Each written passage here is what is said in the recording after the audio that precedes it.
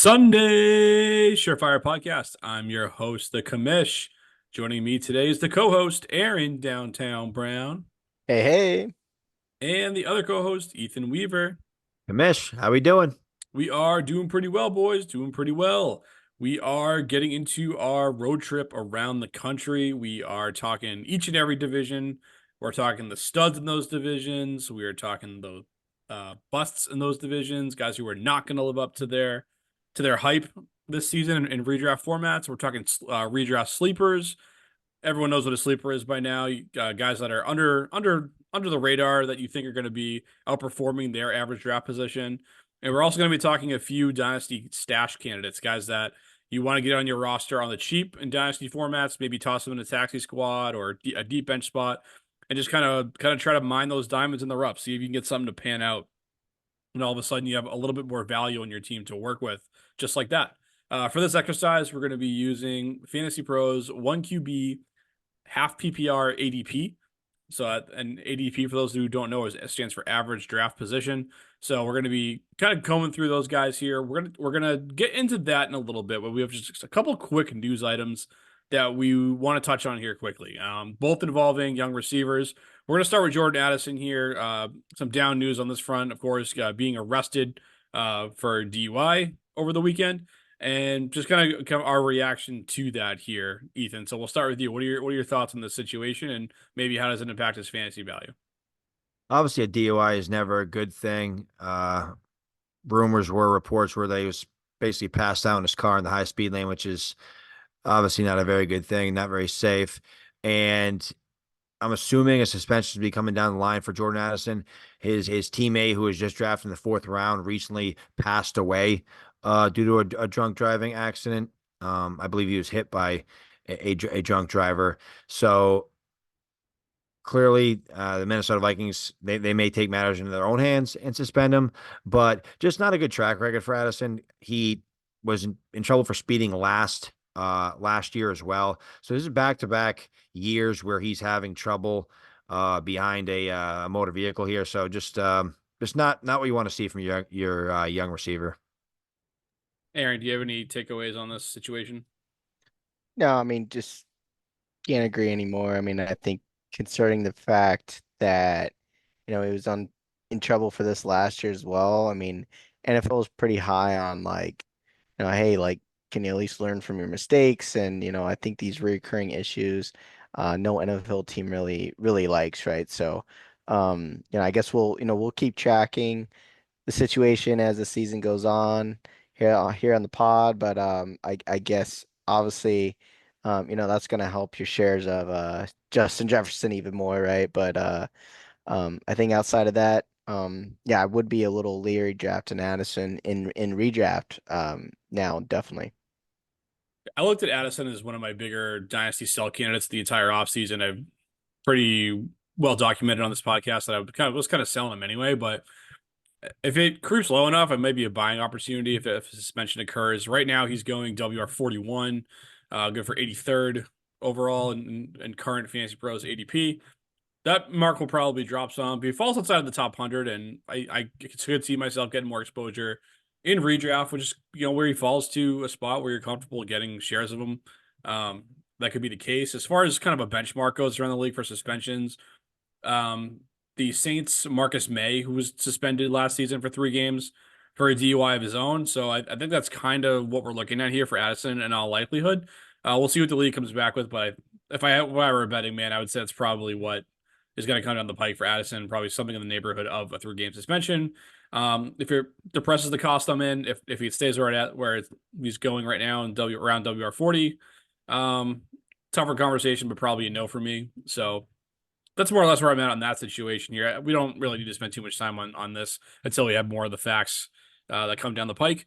But let's go to the next big situation here with Brandon Ayuk formally requesting a trade from the San Francisco 49ers. Obviously, this is a big a big one here. He's been unhappy with his contract in recent months. So with the receiver market exploding, I mean, who can blame him? Who doesn't want a slice of that pie? But Aaron, we'll start with you. What do you think about this situation?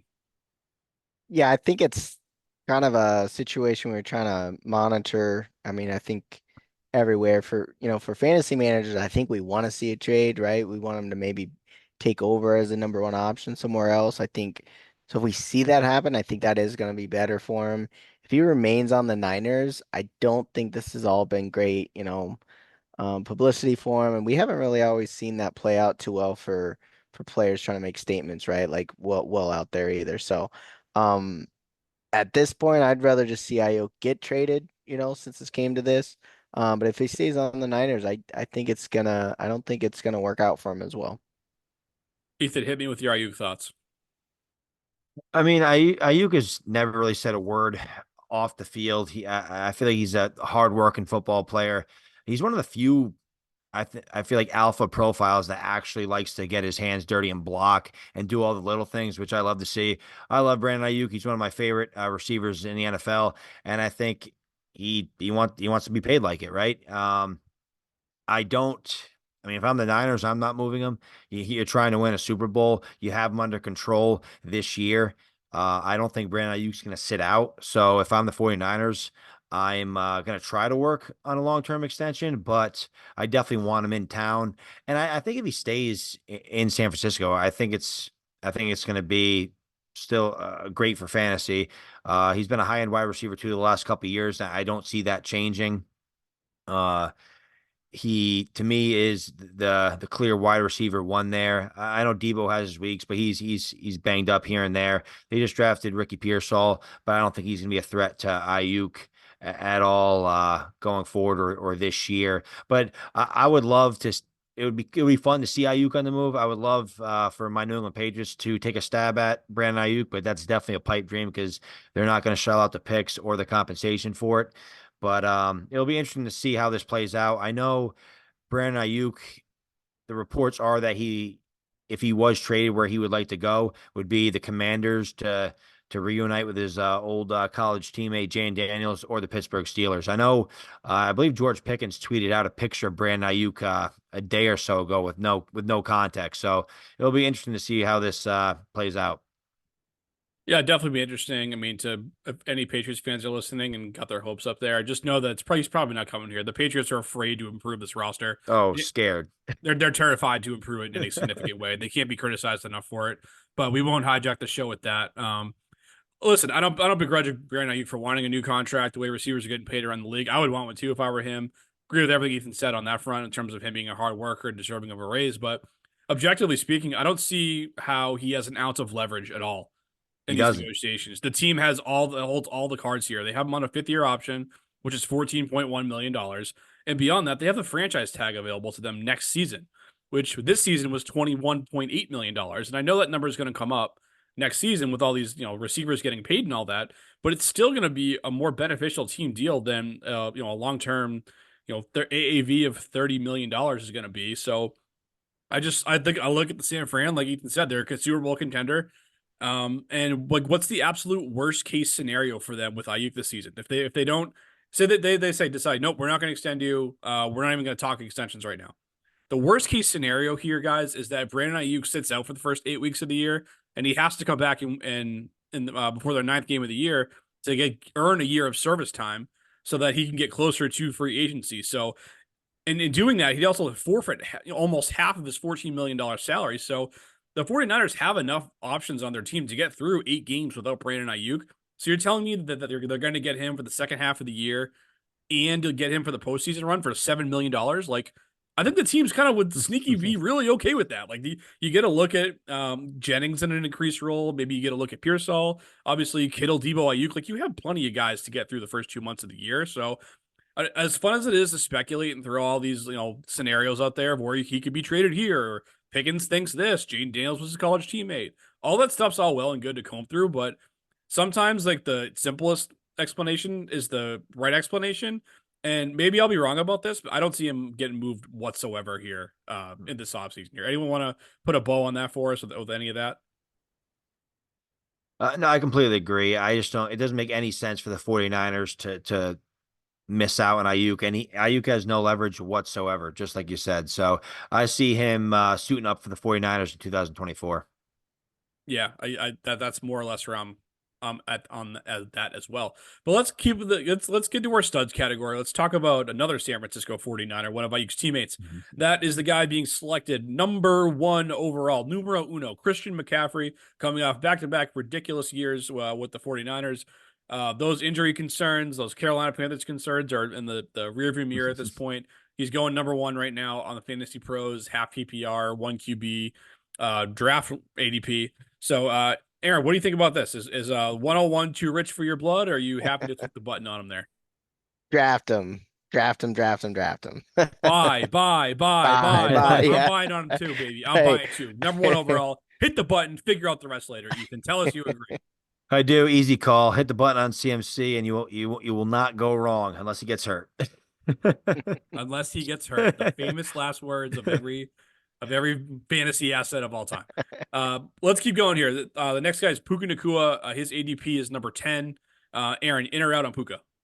I'm out. I'm out on Puka. He's out. Ethan. Out. Just looking at the players around him, I think I'm actually in on Puka. It is a little risky. Can he run it back? But I'm in at that, even though it's an expensive price. I'm in. It is expensive. If I'm going receiver here, I'm in too. I like him better than the receivers to go behind him. But I'm actually out on it for this one reason. And that's going to shock everybody because I know I'm the Puka guy on the show. But I'm out on him because in this range of the draft, the guys that are going behind him, I want one of those last couple running backs. Because that pool, as we know, dries up really fast. And as much as I like Puka better than the receivers right after him, I want to come out of this with one what I believe is going to be a stud running back and a high profile wide receiver. And if I take Puka here, I'm really risking losing one of those running backs that I want right after him. So for that reason, if I have the 110 and this goes how it goes on the Fantasy Pros list, I'm going to be out. I know everyone's shocked to hear that. Ethan, what do you think? I'm not shocked at all. I actually agree with you. I was thinking more so just looking at the receivers behind him, but I would probably rather take the shot on a Jahmyr Gibbs, even a Saquon Barkley, Yep. Jonathan Taylor. Just lock that in and then grab whatever receiver falls within your next pick. You might get lucky if you do go Puka. One of those three, there's a chance one of those three are going to be there around the turn, so you might get lucky anyways. But if I'm just looking at it holistically, I think I would rather press the button on definitely a guy like Jahmyr Gibbs. Yeah, I think we're kind of looking at it from the same lens, almost exactly here. But there's one more stud here. Our studs typically are guys that are in the top 24 picks in ADP. So Kyron Williams kind of snuck in the back door there at ADP 20, and this one's really close for me. But I'm actually out on him. I just think RB7 overall is just a little bit too high for him. I think I could see him resuming most of that workload. I think Corum will lead a little bit because, I mean, Kyron Williams, there were weeks where he was getting like a 90% touch share.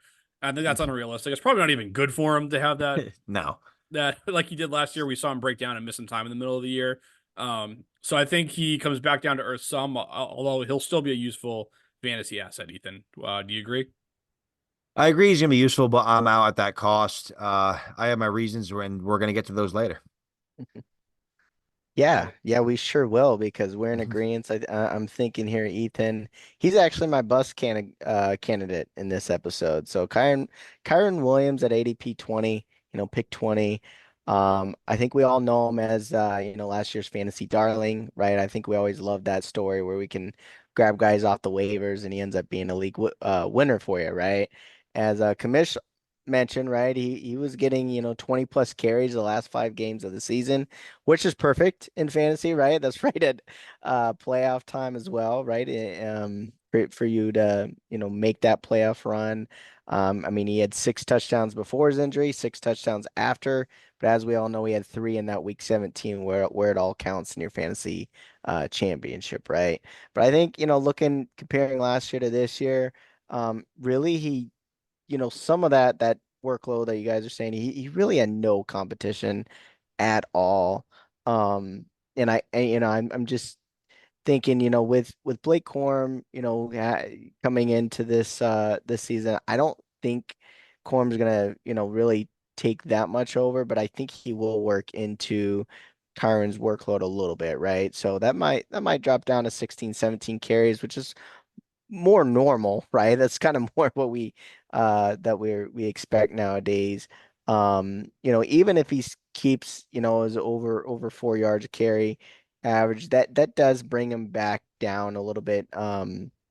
to the back down to the maybe the 15 points per week, which is still good, right? But he was averaging 19 points per week with that crazy workload last year. So I think if you really put him, I like in redraft just looking just what's his stat line look like each week? What's his points per game? That really puts him down, in my opinion, down in the range of where you can get backs similar to that 13 to 15 points per week with the Isaiah Pacheco's, the Josh Jacobs, the Rashad Whites of the world, right? Where I think that high, if you want to, bulk up on wide receiver or something like that, you can certainly do that. And as we say a lot, sometimes you can punt the running back in this year's draft. So that's why I'm out on Kyron. Ethan, keep going. Yeah, Kyron was my bust candidate as well. I do think he's going to be a usable fantasy asset this year, but at RB7, 20th overall, I'm out. Uh, Kamish alluded to his insane usage. Weeks 13 through 17 last year, his snap share was 94, 90, 77, 79, and 94% snap share. He actually had the number one snap share amongst running backs last year, 83.9%, and the number four opportunity share, which was 78.4%. Opportunity share is the total team running back carries and targets. So, to Aaron's point, lack of competition led to increased usage for Kyron Williams, but I don't think the team wants him out there as much as he was last year. To Kamish's point, he is 202 pounds. I mean, he's not workhorse size. I think Blake Corum eats into his workload more than people want to admit. Blake Corum was a third round pick, very efficient, solid runner in college, and I think that transitions very nicely into the NFL. I don't think the Rams want to see this kind of usage in Kyron Williams this year because he did miss some time. He only played in 12 games, and that's to be expected for an undersized workhorse back. So for these reasons, I'm out on Kyron Williams at that cost. I think I would rather pass up on Kyron at the 20th overall pick and get some of the players that Aaron alluded to later on. Yeah, I'm also going a different direction in that area of the draft. I'm going to avoid Kyrie Williams too. So I touched on it briefly before, but I'm with you guys. We don't need to belabor that point. We all like Kyrie Williams. We think he's going to be useful, but not quite at that price point, which is kind of the similar theme to my bus candidate. And it's actually a guy we just talked about here. And that's actually Brandon Ayuk, which might surprise some people because we all seem to like Ayuk. Ethan's having heart palpitations over there. Chest pains, Connections chest there, pains. yeah. We need to get an AED over to Ethan's house immediately just to make sure he's okay. Because I just called Brandon Ayuk a bust at his cost. Very important note there. At his cost. That's ADP 27th overall, which is the early portion of the third round. And he's WR 16 as well. Look, I love Ayuk too, so this one's tough for me as well. But his situation, like we just said, he's not getting traded, guys. He's not going anywhere. So his situation remains the same. If you look at 2023, he finished WR 14, which was his best mark of his career. And he's being drafted as the 16th receiver here. So there's not a whole lot of baked in upside at this position. And for him to finish WR 14 last season, he was one of the most efficient receivers in the entire league. He was number 3 in yards per route run, number 2 in yards per target, number 2 in yards per team pass attempt. Like, this guy was getting the rock and making the most of it every single time. And I think it's a lot to ask of him to rebound and do that again in 2024. Like, I know he's good and he has the ability to do so, but we talk about things regressing to the mean all the time in this industry. And I just think if he takes any type of step back in this department, that he's not going to produce the same results that he did in the past. And in this spot here, I'm just not comfortable clicking the button on him in the early portion of the third round here as for a guy who's never finished as a WR1 4 years into his career. And as much as I like the guy, maybe I think differently if he landed elsewhere. But like we said, that's probably not going to happen. And I think it's just a little bit too high here for me at WR 16, 27 overall. I'm actually not allowed to say any negativity about Brandon Ayuk, so All right, so that's going to wrap it up, folks. Peace. No, I understand completely what you're saying. Brandon Ayuk's never been a wide receiver one, right? He's been wide receiver 15 and 14 in back-to-back years, and you're drafting him at wide receiver 15. And in that offense, they like to distribute the football. CMC's there, Kittle's there, Debo's there. They just drafted Ricky Pearsall in the first round. So there is a chance that Brandon Ayuk does take a small step back. And if he doesn't hit those efficiency metrics, he's probably not going to be wide receiver 14, wide receiver 15. So I understand completely what Kamish is saying. It just pains me a little bit. Well, it pains That me too. I have dynasty shares too, so it pains me as well. But we'll see how that one pans out. Aaron, what do you think quickly on Ayuk? it's an interesting take. I think, we brought up Puka earlier. I mean, I think to me, when you compare, it's just both guys, Puka and Ayuk. I just usually don't like building my rosters like that. I try to grab all alphas first. If I feel like the wide receiver has a hint of competition, I usually go to the next guy down. So we brought up Puka before. I mean, guys behind him, Garrett Wilson, Marvin Harrison, go those guys. I actually usually gravitate more towards them, even if I think like the guy ahead of him might score overall more points, but their consistency lacks, right? So I'm more of a consistency guy. With Ayuk, where with Debo, I think it's just right there with him. I think it's less of a risk, as you said, like the degree of what can be dropped. Where, Puka, I think Cup is wide receiver, or I think he's at like 44, so still a top 50 guy.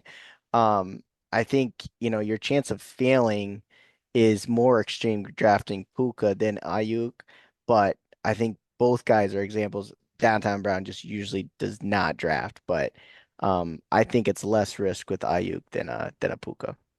Aaron wants to be Pac-Man. He wants to eat up all of those dots on the screen for his guys. He doesn't want to share them with anybody. Nope. Um, but but I was the youngest Yeah. kid, man. I was the youngest child, and there's a reason I got it's ingrained in me. so that's where it comes from, huh? Aaron just being that always the underdog, always having that chip on your shoulder, being the runt of the litter. That makes a lot of sense in hindsight here. But talk to us about some other guys here. Let's run into our sleeper category that are guys that are maybe they're the runs of the litter. Maybe they're being overlooked right now and they can do surprise some people and do some big things in 2024. Who you got for us, Downtown Brown? Yeah, I mean, I think this is usually what a lot of people tune in for every year. I think for years, I mean, sleeper candidates are just the most fun to talk about. Today, I'm going with I think a name that all three of us like. I mean, me coming from Iowa itself, I'm gonna bring up an Iowa guy. This is ADP 186. All right, so definitely sleeper territory here. I'm going Noah Fant with Seattle. I think with big thing about Fant, we know that he's put up tight end one seasons in his past, right? But gosh, that I don't know about you guys, but that seems like it's like years ago, or it's like you got to almost pinch yourself. Did it actually even happen or not, right? But I think this year, what's different with Fant coming in this season is they re-upped him, right? They signed a new contract where he's the tight end of the future. We got a new offensive coordinator, which I know Kamish loves, right? Where we've talked a lot of crap with the tight end killer of Shane Waldron era, right? Where we Get him know out. tight Get him ends go out. to die. Anywhere but Seattle. Get him away from no fan. Exactly. So I think, Ryan Grubb, college coach, come from Washington, just gives new energy to the passing game in Seattle. Also, Fan has like absolutely no tight end competition anymore with Parkinson's departure and Disley's, which, some of those guys in the past weren't really like a whole lot to write home about, but it's like us as fantasy managers, we know the capability Noah Fan has, and just not to see him utilizing the passing game in the past, I think is crazy, right? But I think this is a turnaround season for him. I think he can fully be utilized in this offense. Um, he's already shown flashes in the preseason already, or in the training camp already. So I think, there's definitely potential for him to knock on that door at tight end one again in 2024. Kind of see the resurgence of Noah Fan is it was still only 26 years old. Yeah, just so depressing what Waldron and that Seattle offense did to him over the last couple of seasons. The guy was really high on in the past. And hey, if you're telling me I can get him with my last pick and I really punch at the tight end position, I can see myself taking a shot on him. I actually think his path to fantasy relevance this year is going to be most likely with Tyler Lockett fading out at an advanced age, being 33 years old in 2024. I think that's probably his most realistic chance of being a fantasy producer, which I think could happen. As we know, Father Time's undefeated and comes for all of us. So I hopefully Lockett slips there. And I think if that's the case, there might actually be a world where all of us are happy within this Noah Fant situation, because I know Ethan's going to talk to us about another piece of the Seattle offense he likes here. Do you think Fant and DK Metcalf can coexist with your guy, Ethan? I don't. I don't think you're gonna have, and this is assuming a healthy, somewhat productive Tyler Lockett too, right? So you have DK, Lockett, JSN, and Noah Fant. I love Noah Fant. I almost feel like at this point, Noah Fant's more of a dynasty stash, unfortunately, than a redraft selection. I think he probably should remain on waivers in redraft until you see something, just because as Aaron said, that tight end one season seems so long ago. And I'm a massive Noah Fant fan. I loved him coming out, first round pick to the Denver Broncos, and it just never realized the tight end one season after season just never materialized for him. I was actually hoping he left Seattle just to go to a place where there's less competition for targets. But that kind of leads me to my sleeper, a more high profile sleeper. I'm going to go Jackson Smith, Njigba, JSN. He's going off the board, pick 91, wide receiver 43. And I just think this is really good value for a guy like JSN, because I do think he smashes this ADP. I think a second year player with the kind of profile that he has, the draft pedigree in first round, I do think he can take a step forward. Ryan Grubb is taking over as OC. He's coming over from Washington. I think it's going to be a much more pass happy attack, and I think JSN can flourish in this offense. JSN, I know we talked a lot about JSN a few episodes ago with Debro, but JSN didn't play 60% of the snaps last year until week 6. That's obviously tough for a rookie. You're still trying to kind of learn the offense. You're trying to get in the swing of things. I believe he injured his wrist. It kind of set him back a little bit. He essentially was used in the screen game. He had 7th highest screen rate of all wide receivers, 7th most screen targets amongst receivers. He really wasn't allowed to fully use his separation skills on the outside or other areas in the offense. He was essentially used around the line of scrimmage, and I think that's going to change a lot with Ryan Grubb. I think we're going to be able to see a full route tree from JSN. I feel like everybody that talks about JSN just says how dynamic of a route runner he is and how good he is. But we unfortunately didn't get to see that. For wide receivers who had at least 40 perimeter targets, there were 61 of those. Amongst those 61, he was 14th in first downs per route run and 15th in yards per route run. So I do think JSN has a talent. I just don't think Shane Waldron did a very good job utilizing him. And I think Ryan Grubb coming to town, you see what he did at Washington. And I think the Seattle offense, if they can protect Geno Smith, and Geno Smith is allowed to distribute the football, I think JSN is going to smash the ADP of 91. Man, every opportunity we get to throw digs at Shane Waldron, I'm all about it. I mean, like, we got to get this guy to the CFL immediately. We got to get him out of the NFL. Like, he's about to ruin Cole Kmet's career the way he did no offense. But yeah, I mean, I like JSN. I like the call out there, especially when you're getting him in round 8 here, WR43. I mean, like Ethan said, he's going to outperform that as long as he stays on the field, which he will in all likelihood. I'm actually splitting the difference with you two here. I think that if Tyler Lockett fades out completely, maybe Fant is that third piece, and he outperforms his ADP, which is basically undrafted, which won't take a lot, and then JSN outperforms his too, and Metcalf has another solid year as a WR2. So I think I'm starting to come around a little bit on the Seattle offense as a whole, being a little bit better than we think. But I'm going to pivot away from the Seattle offense to go to my sleeper here. That's Trey Benson. ADP is 110, so you're getting him outside the top 100 picks. And I'll just say that I like taking shots on rookies in redraft leagues, especially at running back. And I know Benson's going to start his career behind James Conner, but guess what? Guess what Conner's never done? Played a full season in the NFL. Stay healthy. Never stayed healthy at any point in his career. We have a 7-year sample size on James Conner, and he's never once finished an entire NFL campaign without an injury. Missed games every single year. So I'm not going to be the guy who bets on him at age 29 now to all of a sudden stay healthy for the first time ever. That's not. I'm not going to be that guy. So I see the Cardinals overall as also as an ascending offense with Kyler Murray fully healthy. They got Marvin Harrison Jr. in town. They got Trey McBride stepping into his prime of his career. And I think with Connor sort of kind of trending in the wrong direction, Benson probably is going to get a chance here to carve out an opportunity of his own and maybe give us some standalone value as the season progresses. And hell, when that injury to Connor does inevitably pop up, now we're talking about Benson as potentially being a league winner here down the stretch of the season. So I know Aaron was high on this guy as a prospect coming in here. But Aaron, I guess we'll go to you here to tell me how much you like this opinion of mine. Oh, I love it. Yeah, yeah. Music to my ears for sure. I think Benson was one of my like plant rookies. I think I even had him higher than Jonathan Brooks when we first talked. Little, maybe a little bit of crazy talk, but who knows, as you said, right? Where Brooks ended up with on the Panthers, where I think, as you said, we were comparing the trajectory of that offense between the Panthers and the Cardinals. I might like Benson's chances better. So love it. Benson was one of my guys I was keeping an eye on all season long, all season. What's an Aaron downtown Brown opinion without it being a little crazy? So true. Now, I like Trey Benson a lot. He's the perfect player to draft later in your redraft leagues that can win you a championship, like Kamish said. The guy's 6 feet, 216, runs in the 4.3s. I think he's going to carve out a role early.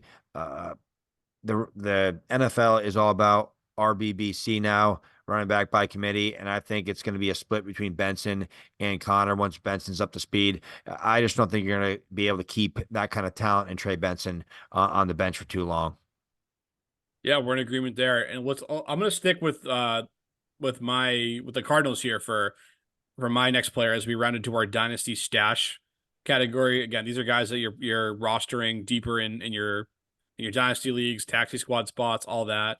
And again, for this one, we're using the Fantasy Pros Dynasty and Keeper ADP list. So I'm going to go with Michael Wilson at number 170. The guy's literally free in startup drafts and you could probably get him as a really cheap toss-in piece to a bigger trade in Dynasty, which is where I kind of want to look to get him on my roster. Right now, he's competing with Zay Jones to be Arizona's number 2 wide receiver. I mean, that's really the only bar he has to cross to become a full-time player in this ascending offense. And I'm not saying he's going to ever rise to the level where he's going to be a WR1. Obviously, Marvin Harrison's going to get a ton of targets. McBride's going to get his share too. But what's to say there's not a path for him to outproduce this ADP of 170? I mean, like if the guy can give you even like a WR3 numbers, he's going to smash that ranking. And with more leagues in Dynasty, especially moving to 3 wide receiver formats, moving to 2-3 flex spots, these WR3s now are more valuable than they've been in years past in Dynasty. And I think there's a path for him to at least get to there and just massively outproduce where he's currently going in drafts. Not a bad shot with Michael Wilson at all in an ascending offense with Kyler Murray at the helm. At that price, I think he's the perfect stash candidate, a young receiver with a chance to improve and ascend.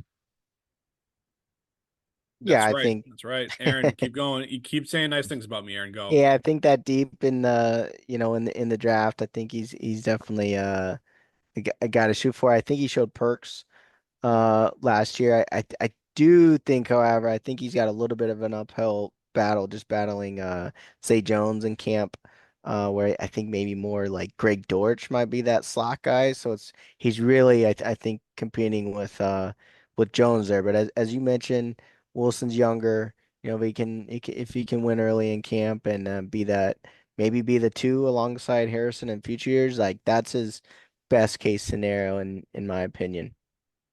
Well, give us more of your opinion, Aaron. Tell us who you're stashing deep in your taxi squad spot who's going to lead you to fantasy success one day. Yes, yes. So this is another guy. So this is a little deeper ADP. So I mentioned as my sleeper 186. This guy's clear down at 225 ADP.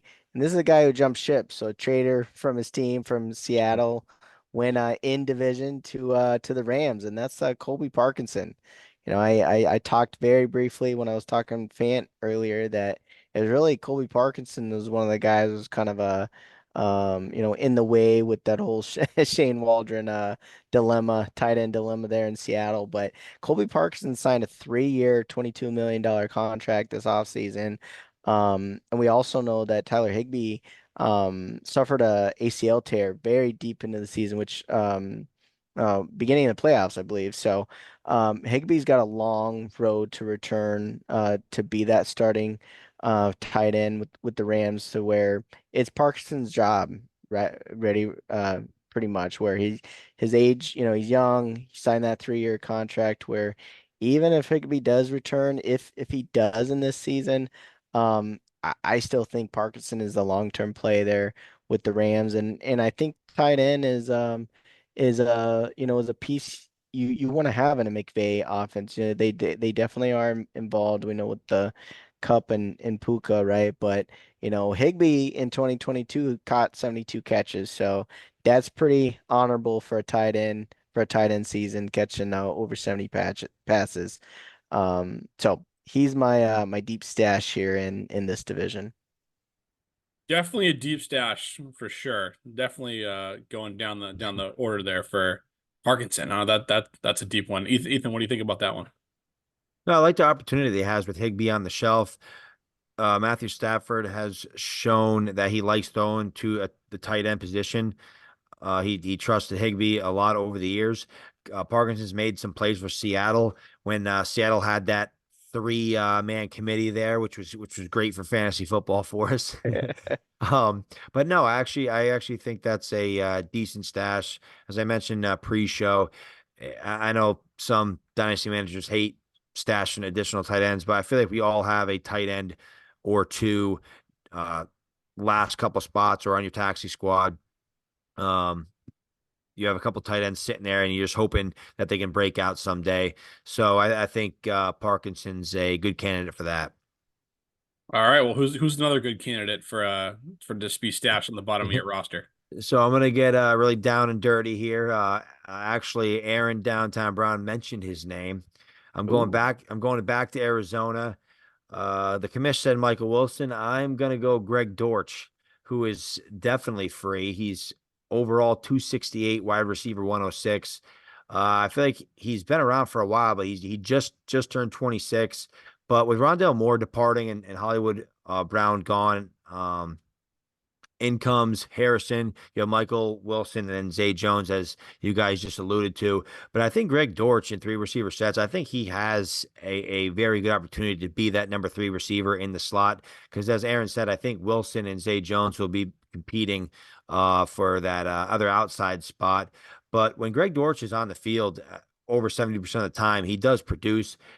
Every time he's on the field, over 70%, he gets over 7 targets a game and a little over 14 PPR points a game. So I think he was an undrafted guy. I think he's taking the slow road, kind of like a Julian Edelman, just taking time to kind of develop.